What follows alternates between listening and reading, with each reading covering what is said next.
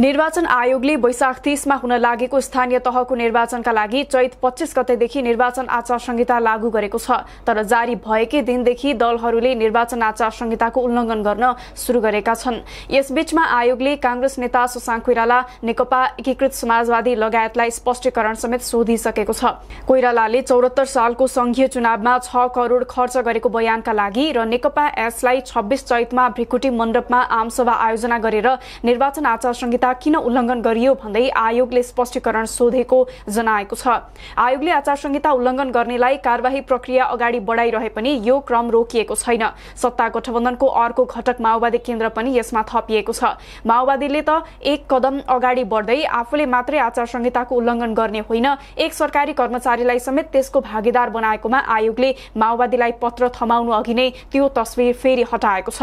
निर्वाचन आचार संहिता 2078 मा सरकारी कर्मचारीले कुनै पनि राजनीतिक दल वा उम्मेद्वारको पक्ष वा विपक्षमा प्रचार प्रसारमा संलग्न हुन रोक लगाइएको छ। तर यो निर्वाचन आचार संहिताको धज्जी उडाउँदै माओवादी केन्द्रले आफ्नो चुनावी पोस्टरमा नेपाल विद्युत प्राधिकरणका कार्यकारी निर्देशक कुलमान घिसिङको तस्बिर समेत राखेको थियो।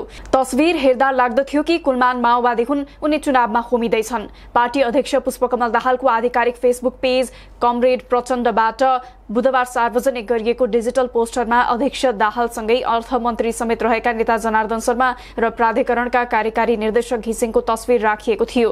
अँध्यारोबाट उज्यालोको यात्रा लेखिएको उक्त पोस्टर मार्फत माओवादीले लोड सेडिङ अन्त्यलाई आफ्नो ठूलो सफलताका रूपमा चित्रण गरेको थियो। देशको पृष्ठभूमिमा अँध्यारोबाट उज्यालोतर्फ रूपान्तरण भएको तस्बिरमा माओवादी अध्यक्ष प्रचण्ड, तत्कालीन जलस्रोत मन्त्री जनार्दन शर्मा र लोड सेडिङको अन्त्य गराएको श्रेय पाउने घिसिङलाई मोहरा बनाएर नजिकिदो स्थानीय तहको निर्वाचनमा मत बटुल्ने माध्यमका रूपमा उनीहरूकै कारण अँध्यारो नेपाल उज्यालोमय भयो भन्ने सन्देश दिन खोजिएको थियो। पोस्टरमा अब निशुल्क बिजुलीको अभियानलाई अगाडि बढाउने समेत बताइएको थियो। तर कार्यकारी निर्देशक घिसिङले आफ्नो सहमति बिना तस्बिर राखिएको प्रतिक्रिया दिएको अवस्था र यही तस्बिरकै कारण माओवादीको सामाजिक सञ्जालमा व्यापक आलोचना भएपछि प्रचण्डको पेजबाट पुरानो तस्बिर हटाएर नयाँ तस्बिर पोस्ट गरिएको छ। नयाँ तस्बिरमा जनार्दन र घिसिङलाई हटाइएको छ भने प्रचण्डको मात्रै तस्बिर राखिएको छ।